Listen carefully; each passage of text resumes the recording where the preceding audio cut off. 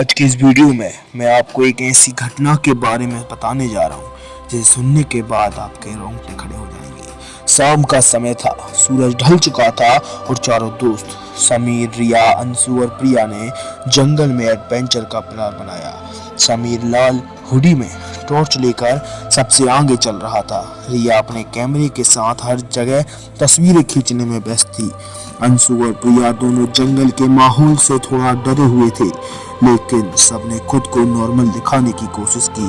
जंगल का रास्ता जैसे आगे बढ़ा, पेड़ और घने होते गए।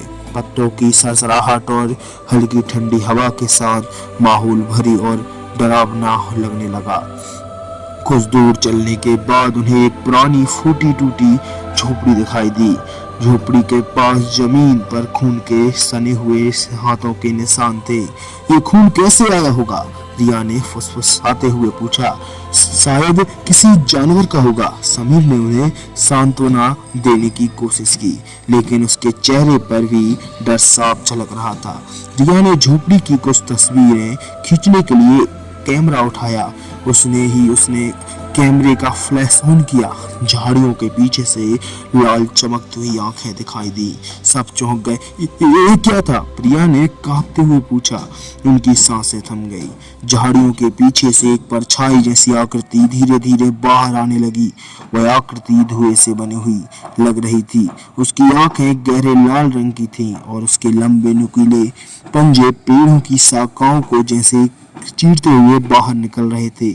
उसका चेहरा विकृत और खौफनाक था, जैसे किसी डरावने सपने से निकला हो। अचानक वह आकृति उनकी ओर बढ़ने लगी। सबसे भागने की कोशिश की, लेकिन ठंडे और भारी कोहरे ने उन्हें आगे बढ़ने से रोक दिया।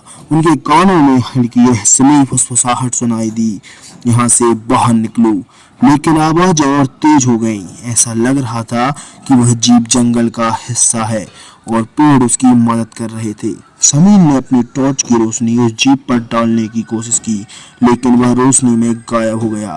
रिया ने डर के मारे अपने कैमरे में जीप की फोटो खींची। तभी अचानक कैमरे की स्क्रीन पर वह जीप प्रकट हुआ और एक जोरदार चीख के साथ अब सभी की ओर झपटा। उसके बाद किसी ने पीछे नहीं देखा। अगले दिन पुलिस को जंगल के किनारे 4 अलग-अलग दिशाओं में पड़े हुए जूतों के निशान और रिया का टूटा हुआ कैमरा मिला।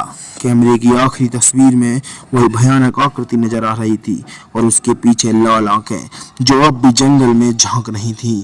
लोगों का कहना है कि उस जंगल में एक प्राचीन श्राप है और जो भी उस झोपड़ी के पास जाता है वह कभी लौट कर नहीं आता। ऐसे और वीडियोज इंसिडेंट्स के लिए सब्सक्राइब करें।